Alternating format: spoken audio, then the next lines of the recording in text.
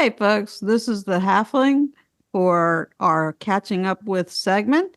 And today we are happy to be catching up with Bradley K. McDevitt. And he initially was on our podcast back in December of 2022. So it's been over a year now. I can't believe it. But, time flies when you're having fun. So today, Bradley is back with us and he's going to be catching us up. Bradley, how are you doing today? Not too bad. Oh, by the way, it is Brad, please. The only time I ever get called Bradley is when I have forgotten to take the trash out or put the toilet seat down, and that's usually about in the morning.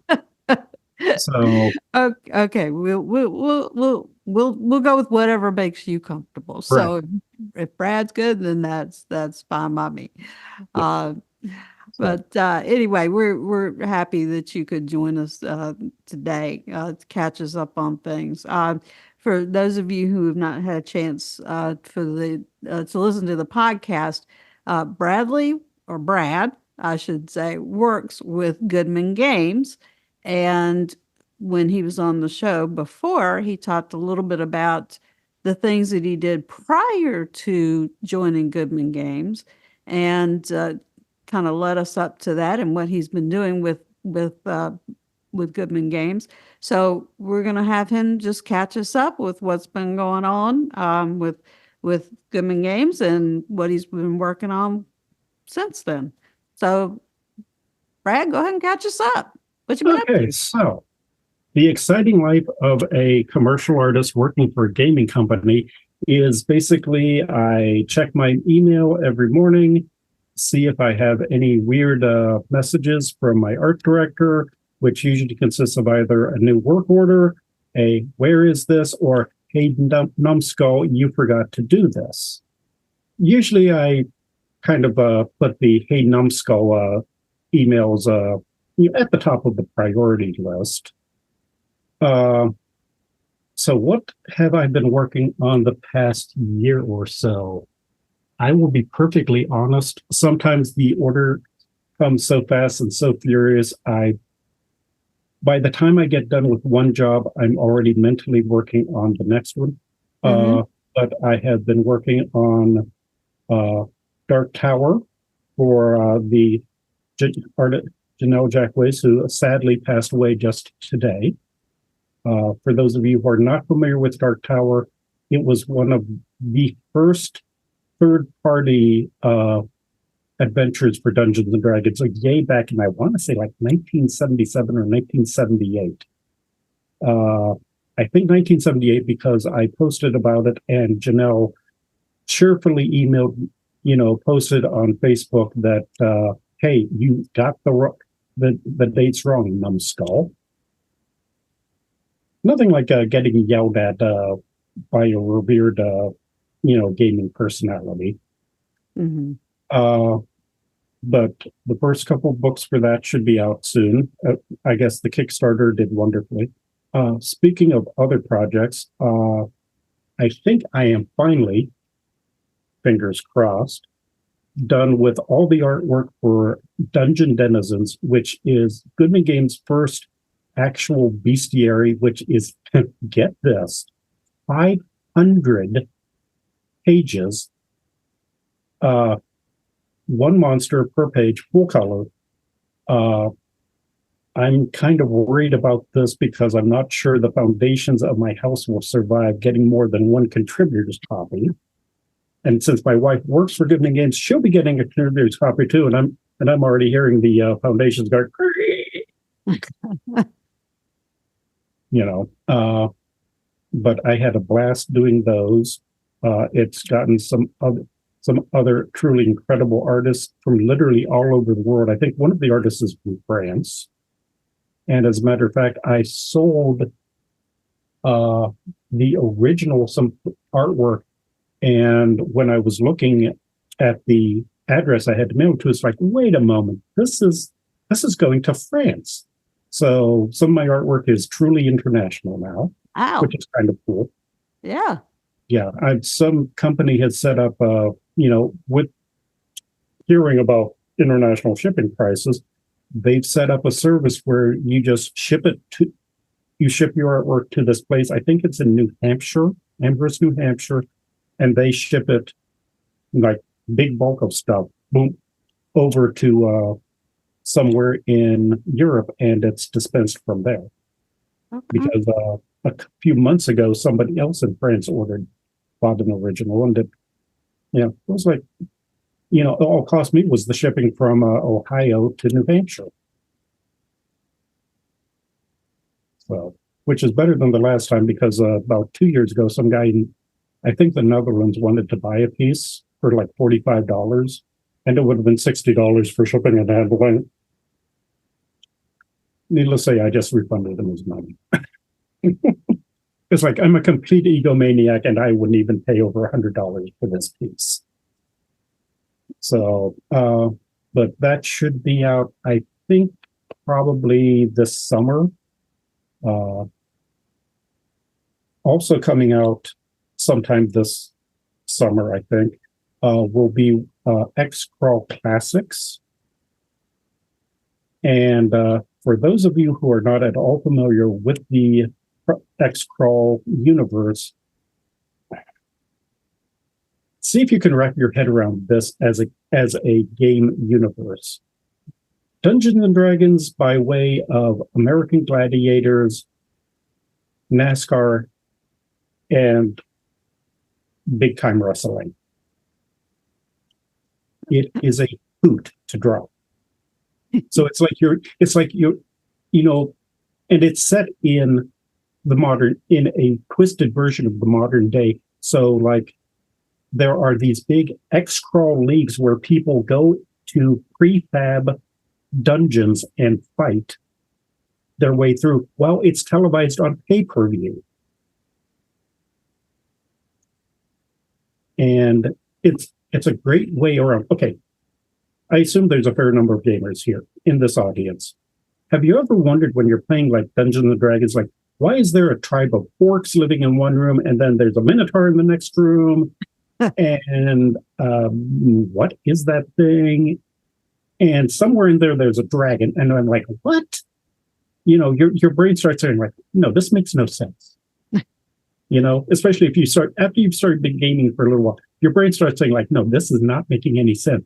But if it's a prefabricated dungeon with someone in charge of saying, like, well, we're going to hire these 7 orcs for this room, and we're going to hire a load of kobolds to be in this room, and this room. And for the finale, of course, you got to have a finale. Oh, that's when we basically hire a dragon, and usually we have to give him a share of the pay-per-view royalties. But ta-da! Suddenly the whole idea of these randomly stocked dungeons makes a lot more sense. It all makes sense now. Plus, you can also then buy advertising space in the dungeons. So, like, a lot of my artwork, it'll be people, the dungeon crawlers fighting, this or that monster. And of course, they're using their brand name weapons, which they're going to show. It's like, look, my sword was manufactured by, hey, sponsors. Wait, you're talking about product placement.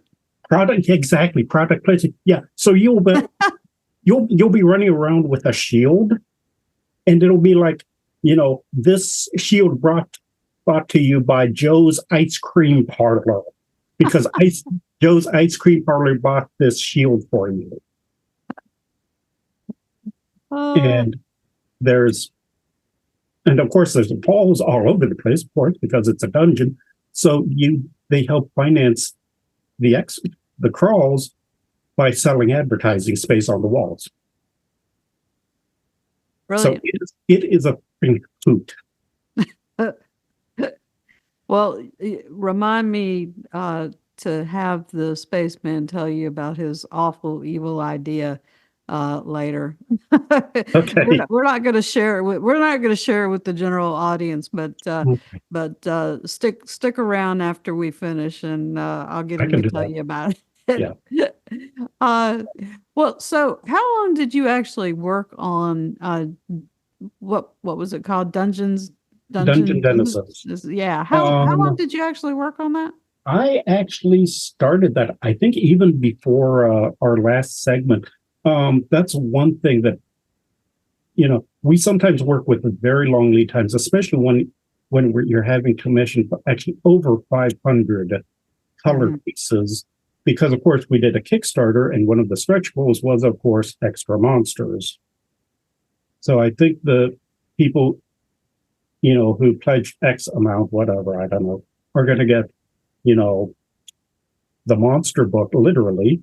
And then they're also going to get a second book, which is, I think, 20 or 30 more monsters. Oh, So, like I said, I oh. can't even, half the time I can't even keep track of everything, because besides all that, I'm also working on Caverns of Thracia, Mhm. which will be an upcoming original adventures reincarnated by the late Janelle Jackways. And I'm drawing a picture of a Cyclops right now. Hold on, wait a second. Cool. Oh, okay. I actually did this last night while I was sitting in the emergency room with my wife, who is currently in the hospital. Mm. I Yeah, get we're very I get sorry a to lot hear of about that. I get a lot of weird looks from the nurses, by the way. I can't imagine why. You Uh, know, well, hey, it's that or watch Wheel of Fortune. Take your pick. right, right. Uh, Oh, what else have I been working on? I did artwork for the fourth mini expansion that's coming with when they publish X-Crawl Classics. It's going to come automatically with 4 different modules. So mhm. to essentially kickstart your own home campaign, one mine is, I think it's set in Dallas, maybe. Yeah. Oh, by the way, since X-Crawl was set in a version of reality, uh, you can have like X-Crawl Detroit, X-Crawl Washington. Where do you guys live again? Asheville? No, we're in a small town in North Carolina. Okay, you're probably not big enough to have an Yeah. X-Crawl, but you might have a bopper league. That's the people who basically go out and they don't have real weapons when they do their Hmm. X-Crawls, or Right. they don't have real monsters, but they'll have like bopper, like LARP. It's basically LARPing on steroids, except that since it's all really small budget, so it's like, oh, I get to be the kobold this week, don't I? Okay. Hey, this is the is this the mask that Bob wore? Oh, he didn't wash it out before he put it back in the supply Oh, box. oh. Can I be the ogre instead? uh, But next week you might get to be the fighter or the cleric or the messenger. mm, You get the idea. yeah, Yeah. yeah. So it's very deep. It's a very detailed and very funny world. Sounds like it. Yeah. Sounds like it. Well, so it sounds like you've got a lot of projects that you're into. So I assume that you're still enjoying, your time with Goodman Games and don't have any plans to, you know, go off on your own at this point. Mm, No, okay. Goodman has been by far the best client I've ever had. Sorry, Mhm. Roger. The familiar was nice to work for, but they don't pay my rent. Uh, uh, for those of you not I'm, familiar, the Familiar was a gaming magazine that Roger yeah. started more decades ago than either of us want to have to admit to.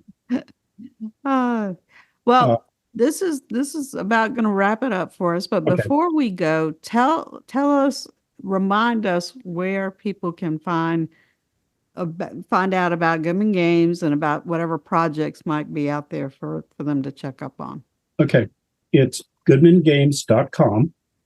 I think it's Goodman-Games.com, but I think at this point he's bought every variation on the domain name that he can think of. Also, they can be found at pretty much any decently stocked gaming store, and because this is not privy knowledge or anything, they put it on the website. Goodman Games has recently started being picked by Diamond Distributing, which Oh, any of you who are comic book fans or yeah. fans, yeah, Diamond's the big boys. Yes, it is. So Wow. That's yeah, news for sure. that was like, whoa, wait a moment, when did we get that big? That Yeah. Diamond wants to actually Awesome. pay attention to us. So Oh, I mean, Goodman well, Games has been a thriving company, and now I think it just really took it to the next level. good deal. And I can't even tell you when to, you as far as finding everything that you want from terms of Goodman Games, you just have to go because I think you've got like 1,100 different products out. Stuff for third edition, fourth edition, fifth edition, the Dungeon Crawl Classics role playing game, Mutant Crawl Classics, which is kind of like a Gonzo post-apocalypse game, X Crawl, uh, Original Adventures Reincarnated, which for those of you who are old school D&D gamers, you might get a kick out of because it's basically recreating a lot of those old adventures that we all started off back in the 1970s, like Lost Thanks for the City. reminder of the age. Yeah. Hey, I got to do artwork on the Lost Isle, which I remember playing through in Isle of Dread, excuse me, back in like 1979.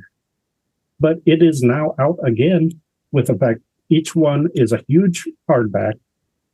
Comes with facsimile of the original adventures, interviews, and articles. Obviously, some of the interviews, some of the people who were involved in that, they're not around to be interviewed anymore. But they interviewed everyone that they were able to for all of these, and then an adaptation to fifth edition of that game that shall not go unmentioned at this point. So, Well, a very good investment in your time. all right. Well, this is going to wrap it up for us. We really appreciate Bradley McDevitt taking the time to catch us up with what he's been up to. It's been a lot of great stuff. Whichever name you want to use. Or Brad, whichever you want to use. Thank you again. And this is the Halfling for the Halfling and Spaceman. We'll see you next time.